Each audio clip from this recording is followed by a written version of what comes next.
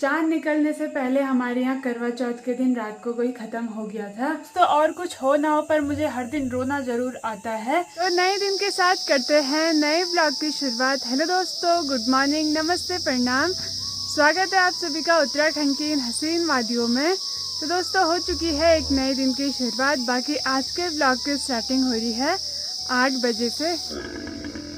दोस्तों, मम्मी तो सुबह सुबह ही खेत की ओर चली गई थी, क्योंकि देखिए भाई, जैसे ही टाइम बढ़ता जा रहा है वैसे ही चारों तरफ कड़कती धूप लग रही है। तो मम्मी ने रोटी भी नहीं खाई, मैं अभी तक के खाना बना रही थी। तो अब वक्त आ जाता है डमरू को और सौम्या को अंदर बांधने का। और ये कब से आवाज़ देने पे लगा हुआ है। किसको दे रहे तू आवाज़ है? और इसकी मम्मी ने इसका सर चाटा होगा ना, ऐसे बना रखा है जैसे तेल लगा रखा होगा। क्यों गुस्सा कर रही है तू? हैं, क्या हुआ तुझे? मुझे लगता है इस पे सुनैना का भूत सवार हो गया, उसके बदले ये गुस्सा करने लग गई।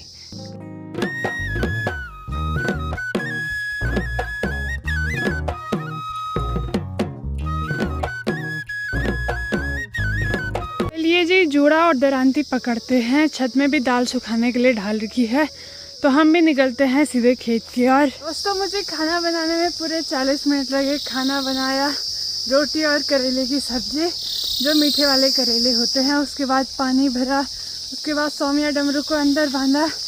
तो 40 मिनट लग गए पूरे। और 40 मिनट भी कम ही होता है। फिर भी देखना मम्मी डांटेंगी कि तो तब से घर पे कर क्या रही थी।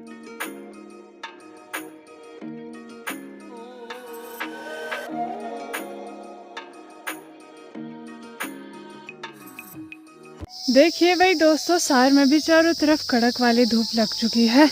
यहाँ देखो, ऐसे लग रहा है अब दिन के 12-1 बज गए। चलिए दोस्तों, खेत में भी पहुँच चुकी हूँ। और जितनी भी यहाँ पे दाल की बेल थी वो तो मम्मी ने यहाँ पे निकाल के रख दी है। भाई इतना खेत के नीचे की साइड बोती जाती है तुअर की दाल। और तुअर भी देखो भाई, होने भी लग गई। और तुअर की दाल ऐसी दाल है जिसपे बहुत जल्दी कीड़े लग जाते हैं। तो कीड़ों ने अब की बार ये दाल भी बर्बाद कर रखी है। दोस्तों, खेत में आते ही भारा भी पीठ पे उठा लिया है, क्योंकि मम्मी ने निकाल के रखे हुए थे। और सुबह सुबह लोग ना दाल निकालने के लिए जल्दी आ जाते हैं, क्योंकि जैसे ही धूप की चमक लगती है तो दाल की फलियां ना खुलने लग जाती हैं और सारी दाल खेत में ही झड़ जाती है। उसे ठीक चौखंबा पर्वत दिखाई देता है और ठीक इधर की साइड है केदारनाथ। तो केदारनाथ में बिल्कुल बर्फबारी हो चुकी है। 4-5 दिन पहले हो गई थी भाई।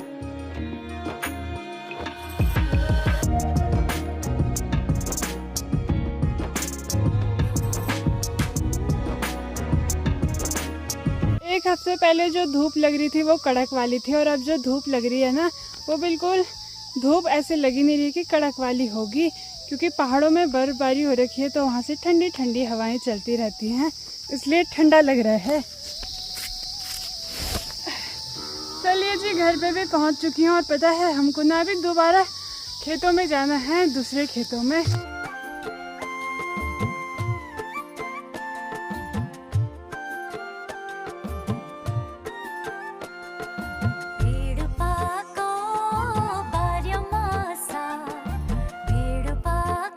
दोस्तों, जैसे ही घर पे आए, नाश्ता वास्ता किया, हम निकल चुके हैं फट करके दूसरे खेतों की ओर।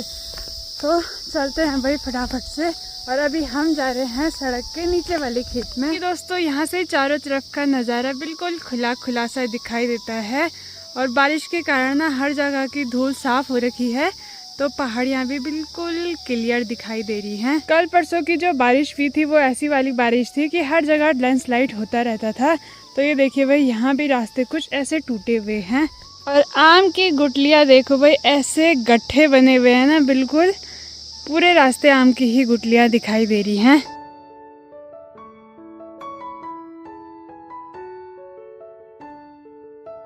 दोस्तों, अभी सड़क के नीचे ठीक अपने खेत में भी पहुंच चुके हैं। बाकी जो हमने यहाँ दाल बोई थी ना बहुत पहले, ये तब से हो ही नहीं रही है भाई, तब से हरी हरी है। दाल तो अच्छी खासी आ रखी है, पर ये देखो पूरी जो भी फलियां हैं ना, इतने टाइम से हरी है।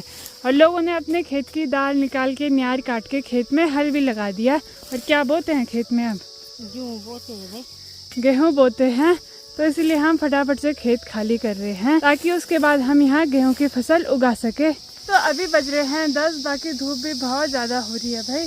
तो 1-2 बेल और रह रखी हैं निकालने के बाद फटाफट करके चलेंगे घर की ओर। और पता है कद्दू की बेल हमारे घर के आसपास तो नहीं हुई, बट हमारे खेत में तो हो रखी है। यहाँ पे देखिए ये है कद्दू की बेल और इस पे ना एक कद्दू लगा हुआ है, ये देखिए। और इसको हम घर नहीं ले जाएंगे, इसको ना पीला होने देंगे।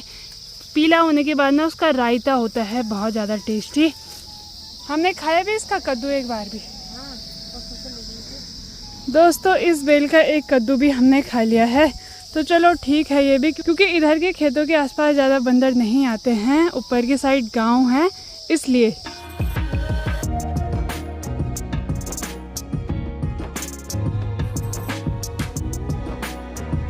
तो घर पे आते ही हमने सारी बेलें ना अपने छत में ढाल दी हैं। बाकी धूप से इतनी ज़्यादा हालत ख़राब हो गई है कि मेरे तो सर में दर्द होने लग गया है। लोग गाइस राधे राधे में सभी लोगों को कैसे स्वस्थ होंगे मस्त होंगे। सभी लोग चाय पीने आ जाओ भाई। दोस्तों अभी के टाइम पे ना बहुत ज़्यादा थकान लग चुकी है, तो हमने बोला दिन के खाना बनाने से पहले गर्मा गर्म चाय और ये कचरियाँ खा लेते हैं, क्योंकि बहुत भूख भी लग चुकी है ना। दो भाड़े ले आए वे सुबह से 10 बजे तक के हमने दो भाड़े ले आए थे। एक भाड़े ऊपर वाले साइड से, एक भाड़े नीचे वाले साइड से। तो आज भाई सच में बहुत ज़्यादा काम कर लिया है और दिन में हमको दाल भी कूटनी है। दोस्तों हो चुका है शाम का समय और हम लोग भी लगे हुए हैं काम पे। तो अभी ना मैं पेड़ काट के लाई हूँ भाई सैतूत का, और साथ में है गुड़ियार, क्योंकि हम घास के लिए ना ही सुबह गए थे और ना ही इस टाइम गए। दोस्तों इसने पानी पिया होगा ना, इसने पूरे मुंह पे लगा रखा है। देखो क्या देख रहे ऐसे हैं, मुंह पे ना इसने आटा ही आटा लगाया हुआ है। चलिए दोस्तों मैं भी घास रख के ना अपनी छत में पहुंच चुकी हूँ। पूरे छत में आजकल दाल का ही काम लगा है, तो पूरे छत में दाल ही फैली हुई है। और अभी तक कि हमने काली दाल भी कूटी, तो मम्मी लगी हुई है उसको इकट्ठा करने पे। छोटे बच्चों के लिए कुछ खेलने के लिए है नहीं, बस सीढ़ी पे लटके हुए हैं। और हम तो जब छोटे थे ना, हम तो मिट्टी में खेलते थे वही मस्त करके, पर अब के बच्चे फ़ोन में ही खेलते हैं बस। ठीक यहाँ पे देखो हमने रखे हुए हैं परात पे काले वाले भट्ट, जो कि खराब हो गए थे। ये देखो पूरे ना कीड़ों ने खा रखे हैं भाई, इतने सारे भट्ट बर्बाद हो गए। और ये ना पिछले साल के हैं, डब्बे पे रखे थे, हमको पता भी नहीं था कि ये कब ऐसे हो गए। इतने सारे भट्ट फेंकने पड़ेंगे भाई हमको। दोस्तों बाहर तो अंधेरा हो चुका है, पूरी तरह तो नहीं हुआ है, और मम्मी जा रखी है सौम्या से दूध लेने के लिए, और मैं भी करती हूँ रात के खाने बनाने की तैयारी। और आज रात के खाने में हम स्पेशल बनाने वाले हैं करेले। अब आप बोल रहे होंगे ये कैसे करेले हैं, तो इनको हमारी गढ़वाली भाषा में बोलते हैं सिंगवारी, और आम भाषा में मीठे करेले भी बोल सकते हैं। आपके यहाँ इनको क्या बोलते हैं कमेंट करके जरूर बताना। थोड़े से नानी लाई थी और थोड़े से ना जो हमारी बुआरी है उन्होंने दिए थे। तो ये देखो भाई बिल्कुल छोटे छोटे से छोटू से हैं, ये तो नानी लाई, और जो ये बड़े बड़े वाले हैं इनको बुआरी लाई। तो इन्हीं की सब्जी बनने वाली है, और साथ में ना इनकी पकौड़ियाँ बहुत ज़्यादा टेस्टी होती हैं। हमने सोचा था इनकी पकौड़ियाँ बनाएंगे, पर कल परसों पूड़ियाँ कचरियाँ ज़्यादा खा ली थी तेल की चीज़ें, तो ज़्यादा तेल की चीज़ें खानी नहीं चाहिए। आज तो बढ़िया करके इनकी सब्जी बनने वाली है। और दोस्तों जो ये छोटे छोटे से होते हैं ना, इनको कच्चा भी खाया जाता है, बहुत ज़्यादा टेस्टी होते हैं, बिल्कुल मीठे मीठे से होते हैं छोटे में। जो सबसे बड़ी आफत आती है वो आती है इनको छिलने की। बड़े बड़े होते हैं तो जल्दी जल्दी हो जाते हैं, पर ये बिल्कुल छोटे छोटे हैं। छिलना मतलब छिलना नहीं है, हाथ से ना इनको ऐसे पकड़ना और ऐसे करके फाड़ना है, और जिनके अंदर बीज होंगे ना तो उन बीजों को निकाल के फेंक देना है। तो इसको काटने के लिए ना चाकू की जरूरत नहीं पड़ती है, बस हाथ से ही ऐसे काटना पड़ता है। ये बड़े होते हैं उनके अंदर कुछ काले बीज रहते हैं।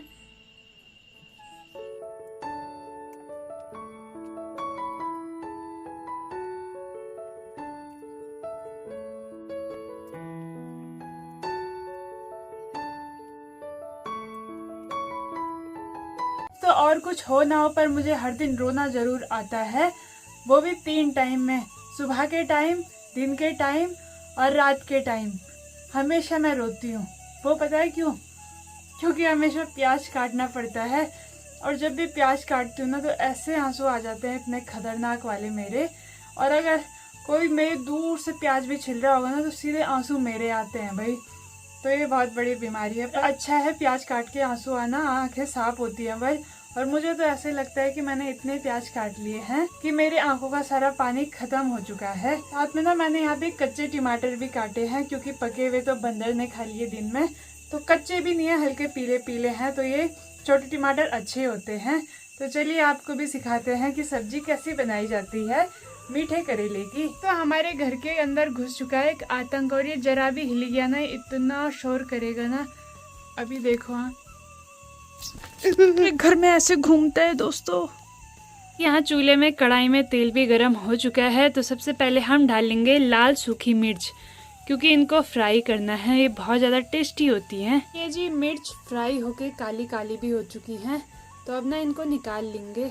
सबसे पहले चूल्हे में डालेंगे 1 छोटी चम्मच जख्या, 1 छोटी चम्मच सरसों के दाने चटक जाए ना उसके बाद डालेंगे हम प्याज। दोस्तों प्याज ऑप्शनल है, आप इसको डाल भी सकते हैं और नहीं भी डाल सकते हैं। दोस्तों जहाँ पे मैं खाना बनाती हूँ ठीक दीवार पे देखो भाई पूरे तेल के छींटे जा रखे हैं, जबकि आज ही मैंने यहाँ लाल मिट्टी से घसाई की थी। ठीक यहाँ पे ना मैंने इन करेलों को रखा हुआ है पानी में भिगोने के लिए। प्याज भी हो चुका है, पूरा ब्राउन नहीं करेंगे और डाल देंगे इसमें टमाटर, स्वाद अनुसार नमक, भर भर के लाल मिर्ची पाउडर,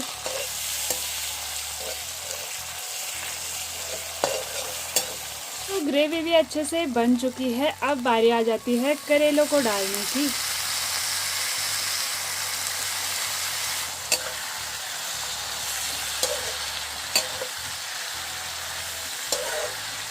ये सब्जी भी चूल्हे में रख दी है और मैं तो ऐसे बनाती हूँ, कुछ लोग इसमें पानी भी डालते हैं पर मैं पानी नहीं डालती हूँ और बिल्कुल धीमी आंच में हल्के तेल में ही इसको अच्छे से पकाती हूँ, तब जाके बहुत ज़्यादा टेस्टी होती है। तो अब करते हैं रोटियां बनाने की तैयारी। तो अभी रोटी भी मैंने बना दी है। आज मैंने रोटी गैस में बनाई, वो इसलिए क्योंकि मम्मी ने कर दिया चूल्हा खराब। तो जो ये हमारा पहाड़ी चूल्हा है ना बाहर पे, तो इसकी ना जो यहाँ अंदर थी ये चूल्हा बहुत ज़्यादा बड़ा था, तो मम्मी ने इसमें मिट्टी भर दी ताकि ये ना लकड़ियाँ कम खाए, और मिट्टी की वजह से यहाँ रोटियाँ अच्छी नहीं बन रही हैं, तो इसलिए मुझे गैस में ही बनानी पड़ी। ये दोस्तों खाना तो बन के रेडी हो चुका है, टेस्टी टेस्टी। तो अभी ट्राई करके बताएंगे।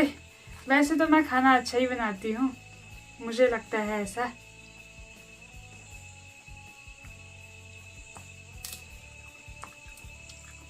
सच में बहुत ज़्यादा टेस्टी हो रहा है, पर मिर्च बहुत ज़्यादा तीखी हो गई। तो अब ना बढ़िया करके ठंडे ठंडे खाने का आनंद लेते हैं। ठंडा इसलिए हो गया क्योंकि मम्मी लगी हुई थी बाहर काम पे, तो वेट करते करते, पर टेस्टी हो रहा है। तो अभी हमारा खाना पीना भी हो चुका है। बाकी जो अब आप वीडियो देखने वाले हो वो है करवा चौथ के एक दिन बाद की। चांद निकलने से पहले हमारे यहाँ करवा चौथ के दिन रात को कोई खत्म हो गया था, तो उसके बाद ना उनके घर में भी किसी का व्रत था, नई बहू थी, तो उनका शायद पहला व्रत था, तो उस वजह से उनको भी जल्दी जल्दी पूजा करनी पड़ी और अचानक ही ये सब हो गया। तो सुनकर भी बहुत ज़्यादा दुख हुआ, और मैं क्या बोलना चाहती हूँ वो तो आप आगे वीडियो में देखिए।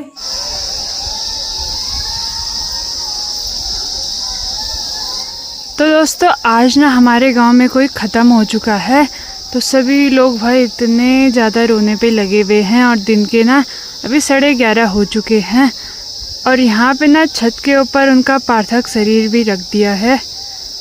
बुजुर्ग थे पर उतने भी नहीं थे कि अभी चल बसे, और अचानक ही उनकी मौत हो गई।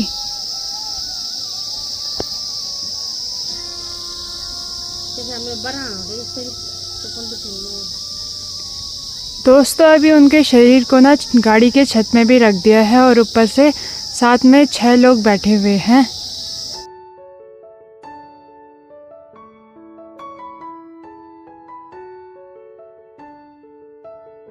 उनके शरीर को भी अभी ले जा चुके हैं। बाकी वो उतने भी बुजुर्ग नहीं थे कि अचानक ही पता नहीं क्या हुआ, उनकी तबीयत भी बिल्कुल ख़राब नहीं थी। इतने ज़्यादा अच्छे थे ना कि पूरा गांव उनके लिए इतना ज़्यादा रो रहा है, इतना ज़्यादा रो रहा है। क्या ही कर सकते हैं भाई, इस दुनिया में आए हैं तो एक दिन जाना तो पड़ेगा ही। सबको एक दिन इस मिट्टी में ही मिलना है, कोई भी यहाँ से कुछ भी नहीं ले जाता। उनकी मौत भी ऐसे करके हुई है कि तबीयत तो उनकी ठीक थी, ऐसे भी नहीं था कि बुखार था कि तबीयत खराब थी, कुछ भी नहीं था। बस उन्होंने रात के समय में बोला कि गैस हो रही है पेट में, और उसी टाइम अचानक ही उनकी सीधे मौत हो गई। तो चलिए जी इसी के साथ आज का ब्लॉग यहीं पे एंड करते हैं। अगर आपको वीडियो अच्छी लगी होगी तो वीडियो को लाइक करें, कमेंट करें, अपने दोस्तों के साथ शेयर करें। मैं साक्षी नेगी मिलती हूँ आपको अगले ब्लॉग में। तब तक के लिए बाय बाय, धन्यवाद। जय देवभूमि उत्तराखंड, जय हिंद, जय भारत, जय श्री राम, गुड नाइट।